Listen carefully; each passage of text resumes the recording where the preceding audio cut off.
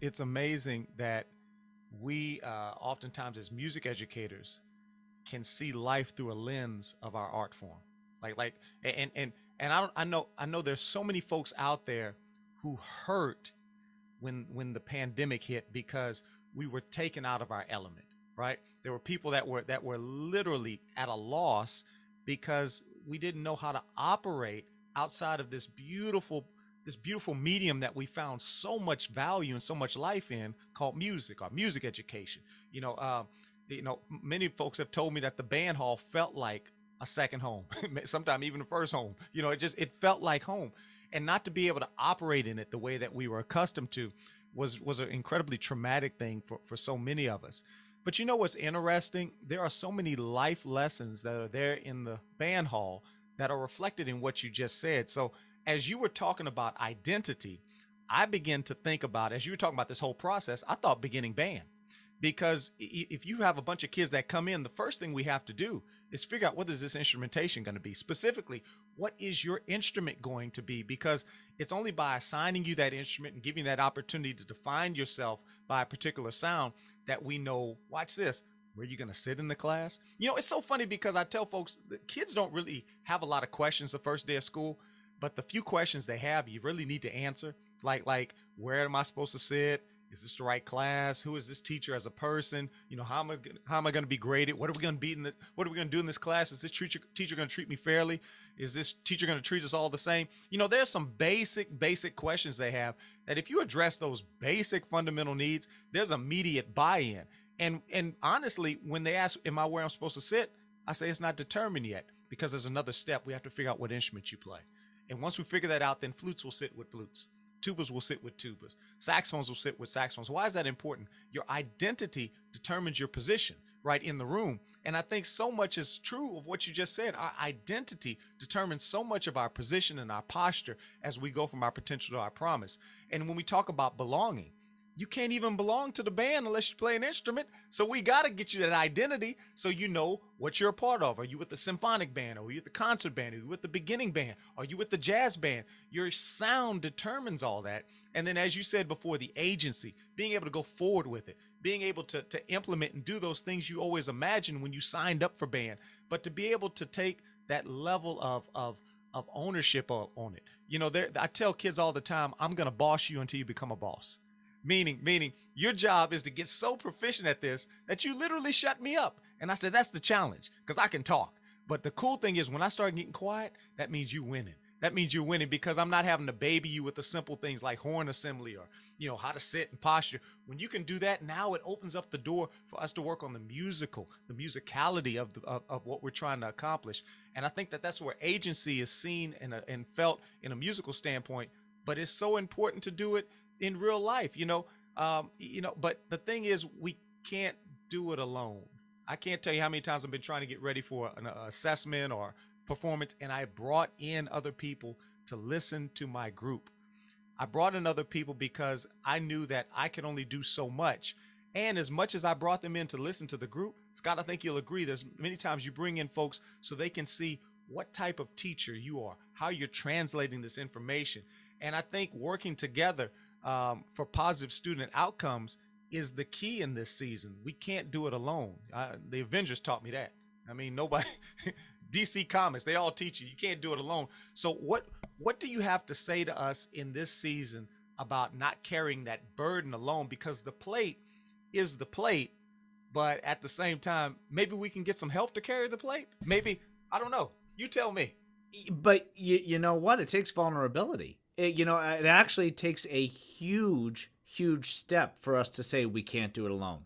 It's not that easy to say, oh, I can't do it alone, I need help. Because to say I need help means that I'm not an expert at everything. I'm working with a wonderful group of people on a project, and they asked me to go in and do some social and emotional learning activities with the little ones. And I just said, you know what? I love the little ones, but I'm not the right person for this job. We need to bring in this person. And I think just that step of saying, I'm good at some things, and there's some things I'm working on, and there's some things I'm downright bad at. Because you know what's interesting? It struck me today. we were reading through a piece with the wind ensemble here at Lake Forest College, and we were going through, and the students' strengths are my strengths. The students' Mm. weaknesses Wow. are my weaknesses. That's, I Now, mean, that now somebody's thinking that's great, but is it? we are a mirror. Our Wow. students are, if we think about it, I'm guessing that a lot of us, if we think about our musical strengths and our musical needs, those might be the same that our ensembles, that our students are encountering with. So, with that, yes, we want to bring in as many people, but we need to do it in an act of humility, in an act of modeling that we are lifelong learners, modeling that this is something that we are on.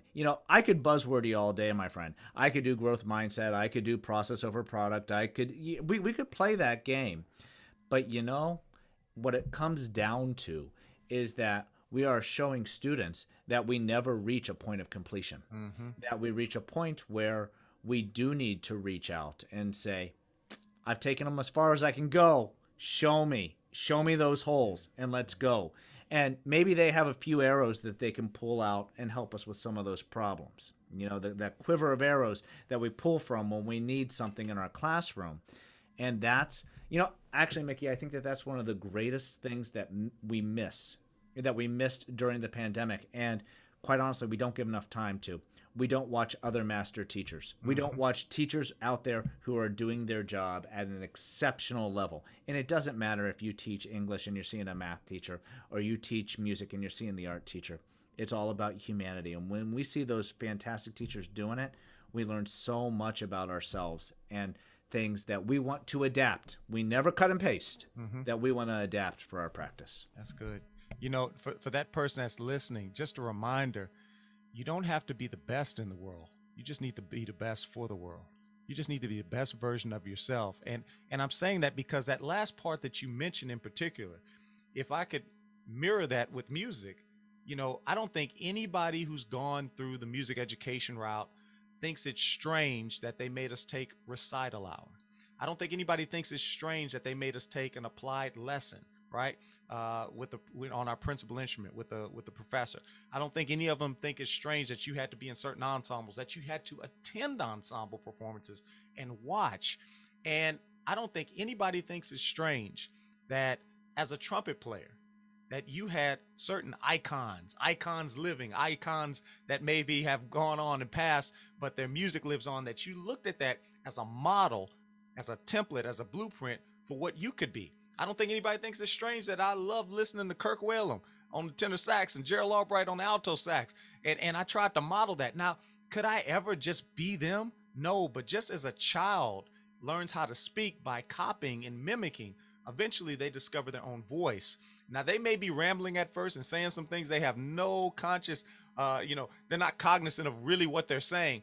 But after a while, there becomes develop an awareness, and then they begin to get their own cadence, their own flow, their own style in which they say it. And I think music is the same way. But here's the crazy part: so many people draw a division, a line between their music and their teaching, when in fact the teaching is an extension of the art form. So why would we, if we accept and understand that teaching is an art form when it's done in its highest form, that it's not necessarily a performance in the sense of it's contrived or fake, but it's high performance, right? That is something that has to be worked on. It's a skill that's developed that can have an impact on people. If we accept that, then what you just said is incredibly powerful. Why would we not watch other rock star teacher, other master teachers, so that we could get an idea of what it can be, so that we can create our own narratives, our own ways, our own means of reaching, and most importantly, of not just teaching, reaching, but inspiring those students, not just instructing them.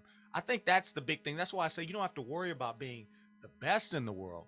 I think you need to worry about being the best for the world.